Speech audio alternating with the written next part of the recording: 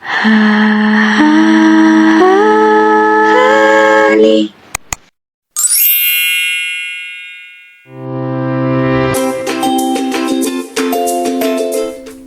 Assalamualaikum warahmatullahi wabarakatuh. Halo semua, perkenalkan nama saya Hani Yusliani dengan NPM 215060067, mahasiswa kelas 5B, Program Studi Pendidikan Guru Sekolah Dasar, Fakultas Keguruan dan Ilmu Pendidikan Universitas Pasundan Bandung.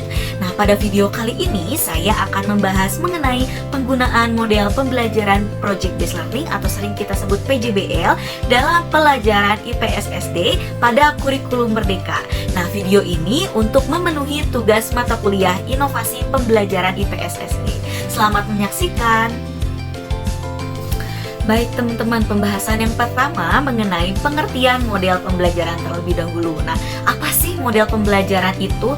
Nah, di sini ada menurut Joyce dan Weil pada tahun 1980 halaman 4 yang mengartikan bahwa model pembelajaran itu adalah suatu rencana atau pola yang dapat digunakan untuk membentuk kurikulum ataupun rencana pembelajaran jangka panjang, merancang bahan-bahan pembelajaran dan membimbing pembelajaran di kelas atau yang lain. Nah, Rusman juga pada tahun 2011 halaman 133 itu mengartikan bahwa model pembelajaran ini itu dapat dijadikan sebagai pola pilihan, yang artinya itu para guru itu diperbolehkan untuk memilih model pembelajaran mana yang sesuai dan juga efisien untuk mencapai tujuan pendidikannya.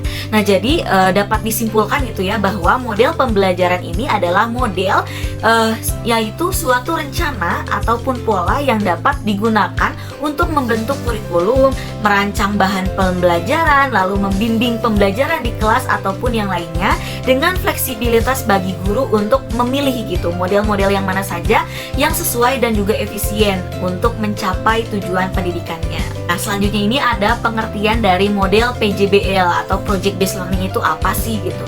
Nah, di sini diartikan menurut Sani tahun 2017 dalam Nur Fitriyanti M pada tahun 2016 halaman 153 yang mengartikan bahwa Project Based Learning ini adalah sebuah pembelajaran dengan aktivitas jangka panjang yang melibatkan siswa dalam merancang ataupun membuat dan juga menampilkan produk untuk mengatasi permasalahan pada dunia nyata. Nah, sedangkan menurut Kolkasi pada tahun 2014 dalam Nur Fitriyanti juga pada tahun 2016 halaman 153 bahwa Project Based Learning atau PJBL ini adalah model pembelajaran yang menggunakan proyek atau kegiatan sebagai tujuannya. Jadi model ini tuh tujuan akhirnya tuh akan ada proyek yang dikerjakan oleh siswa, apakah itu bentuk benda yang dibuat ataupun pada kegiatan-kegiatan yang dibuat yang hasilnya itu akan dinilai gitu oleh guru. Nah, di sini ada langkah-langkah nih teman-teman, langkah-langkah dalam pembelajaran menggunakan model Project Based Learning ini menurut George Lucas pada tahun 2005 dalam Nurul A dan Wardani NS pada tahun 2019 halaman 196 sampai 197. Nah, di sini ada kegiatan pembelajaran awal. Nah, kegiatan pembelajaran awal ini ada tahap orientasi atau tahap orientasi ini adalah guru mengucapkan salam, lalu peserta didik juga menjawab salamnya itu, lalu ada kegiatan berdoa bersama, lalu menanyakan kabar, guru itu menanyakan kabar siswa, lalu memeriksa kehadiran dan juga kebersihan kelas. Nah, serta guru juga ini mengajak peserta didik bersama guru untuk menyanyikan lagu nasional bersama untuk dalam kurikulum Merdeka ini, karena dalam kurikulum Merdeka itu harus menanamkan Nah, karena pada kurikulum Merdeka ini harus menanamkan sikap P5 ataupun profil pelajar Pancasila. Jadi di sini ada menyanyikan lagu nasional gitu untuk menumbuhkan rasa jiwa nasionalisme pada siswa. Nah, lalu ada tahap apersepsi. Nah, apersepsi ini adalah langkah saat guru itu menanyakan pembelajaran sebelumnya untuk mengingatkan siswa itu dan mengaitkan materi pembelajaran ke dalam kehidupan sehari-hari. Lalu ada juga menyampaikan tujuan dan juga memotivasi siswa agar siswa itu lebih semangat gitu dan juga termotivasi untuk belajar. Nah, kegiatan selanjutnya ini adalah kegiatan pembelajaran inti, di mana dalam kegiatan pembelajaran inti ini ada tahap pertanyaan mendasar ataupun yang esensial gitu. Nah, siswa ini diberi ilustrasi tentang materi atau juga guru juga memberikan stimulus gitu dengan membuka pertanyaan pemantik tentang materi dan juga sebagainya.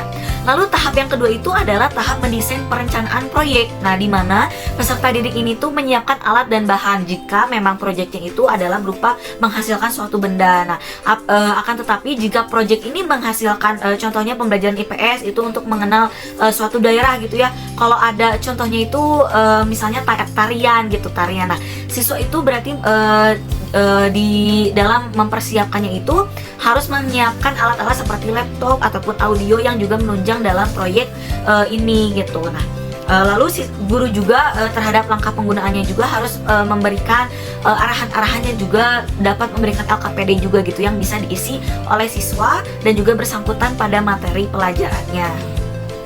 Lalu tahap yang ketiga itu yaitu tahap menyusun jadwal, di mana guru bersama siswa itu menyusun jadwal kegiatan proyeknya. Misalnya jika kegiatannya tadi proyek dengan tari daerah gitu, bersama guru itu menyepakati gitu waktu untuk berlatihnya dan juga untuk melakukan proyek ini itu menarikan tariannya pada setiap kelompok ini berapa menit ataupun berapa jam gitu. Jadi ada kesepakatan waktunya dan juga peraturan-peraturannya juga di sini dipaparkan gitu oleh guru.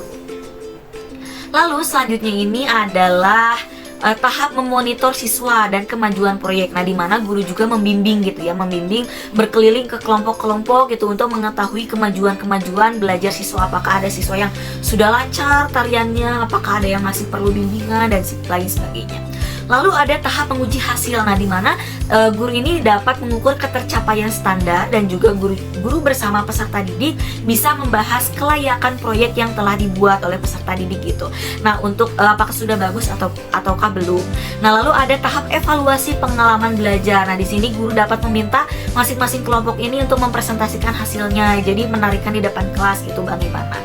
Nah, lalu tahap selanjutnya ada guru bersama siswa juga dapat memberikan pujian dan juga apresiasi terhadap hasil kerja keras siswa ini, dan juga guru juga selanjutnya dapat memuatkan materi, apakah membahas tarian ini berasal dari mana, ataukah dapat juga melakukan ice breaking agar siswa juga tidak merasa bosan. Nah, lalu kegiatan yang terakhir adalah kegiatan pembelajaran akhir ataupun penutup, di mana peserta didik bersama guru juga dapat menyimpulkan pembelajaran hari ini. Nah, melakukan refleksi juga, guru juga dapat memberikan soal evaluasi, menyampaikan materi selanjutnya, menanyakan perasaan siswa, berdoa penutup, dan mengucapkan salam. Nah, itulah langkah-langkah model PJBL. Akan tetapi ada juga beberapa proyek yang memang hasilnya tidak dapat langsung dilihat baik dalam satu kali pertemuan gitu. Nah, jadi harus ada latihan terlebih dahulu kan tadi. Jadi bisa juga ada proyek yang memang beberapa hari gitu dilaksanakannya. Nah, maka dari itu kita sebagai seorang guru itu harus dapat membantu siswa gitu agar mudah memahami dan juga melakukan proyek ini. Nah, di sini ada kelebihan dari model PJBL ini yang tentunya dapat meningkatkan motivasi siswa ya, meningkatkan problem solving, lalu ada kolaborasi, meningkatkan keterampilan siswa, menyediakan pengalaman, dan juga membuat suasana belajar juga menjadi lebih menyenangkan gitu ya. Lalu ada juga kelemahan model PJBL ini. Nah, tentunya juga dapat membutuhkan waktu yang lebih lama karena tadi kan ada latihan terlebih dahulu ya. Lalu juga membutuhkan biaya yang cukup. Contohnya kalau tarian itu harus membutuhkan baju ataupun membutuhkan aksesoris gitu dalam menarinya. Nah, itu harus biaya yang lebih cukup. Lalu guru juga harus lebih terampil nih dalam melakukan project PJBL ini gitu. Nah, lalu membutuhkan juga fasilitas sarana dan prasarana yang memadai serta tidak sesuai untuk siswa yang mudah menyerah. Jadi siswa juga harus terus dibimbing gitu untuk dapat melakukan proyek ini. Nah, teman-teman, berikut ini adalah video hasil dari pembelajaran dengan model PJBL di SDN 214 Perumnas Cijerah yang berupa proyek menari tari daerah dalam pelajaran IPS dalam mengenal budaya daerah. Selamat menyaksikan.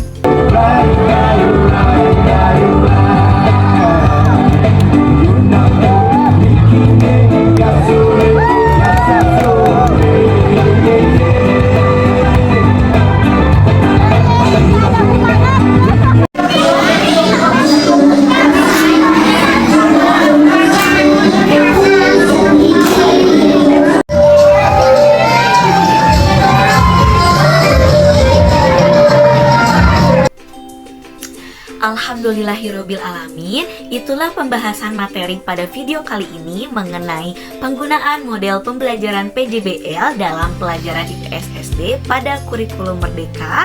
Semoga apa yang kita bahas pada hari ini dapat bermanfaat untuk kita semua. Akhirul kata, wassalamualaikum warahmatullahi wabarakatuh.